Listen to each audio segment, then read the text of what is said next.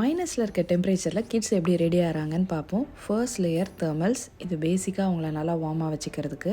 இது ஸ்டாக்கிங்ஸ் சாக்ஸோடு சேர்ந்து இருக்கும். ஸோ தட் பேண்ட்டு தூக்கும் போதும் கூட குளிர் உள்ளே போகாமல் இருக்கிறதுக்கு. அதுக்கு மேலே அவங்களோட ட்ரெஸ் போட்டுட்டு இது வந்து ஸ்னோ பேண்ட்ஸ். இது பாடி சூட் மாதிரி ஃபுல்லாக கவர் பண்ணுற மாதிரியும் இருக்குது. பட் எங்ககிட்ட ஜாக்கெட் தனியாக இருக்கனால நாங்கள் இது தனியாக வாங்கியிருந்தோம். இது கீழே இருக்க எலாஸ்டிக்கு நம்ம ஸ்னோலலாம் மிதிக்கும் போது ஸ்னோ வந்து உள்ளே காலில் போய் அது குளிராமல் இருக்கிறதுக்காக அது கொடுத்துருக்காங்க. நெக்குக்கு ஸ்கார்ஃப். இந்த ஜாக்கெட்லேயே நெக் வரைக்கும் கவர் ஆகிற மாதிரி இருக்கும். பட் இந்த ஸ்கார்ஃப் போடுறதுக்கு இன்னொரு யூஸ் இருக்குது. அதை நான் கொஞ்சம் நேரத்தில் காமிக்கிறேன். இதுக்கு மேலே நம்ம பஃபர் ஜாக்கெட் போட்டுக்கலாம். அதோட நேம்லேயே இருக்க மாதிரி இது கொஞ்சம் புஷ்ஷுன்னு இருக்கும். ஸோ குளிர் நல்லாவே தாங்கும். இந்த பஃபர் ஜாக்கெட்லேயே நிறைய கேட்டகரிஸ் இருக்குது.